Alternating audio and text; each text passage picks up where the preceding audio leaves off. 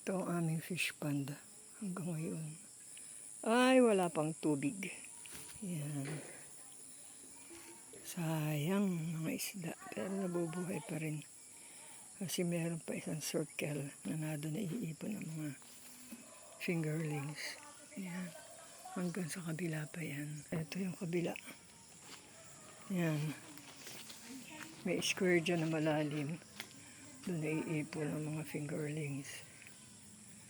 Hihintay pa kami ng malakas na ulan kasi talagang hindi pa dito dumara ng mga malalaking ulan. Kaya ganyan. Walang tubig. Ito ang source ng tubig niya. Ang creek dito sa aming katabi. Wala pa rin tubig. Kaya wala talaga. Walang pagkukunan. Kahit mga tubigan ay talagang hirap din dito sa amin para magkameron ng tubig.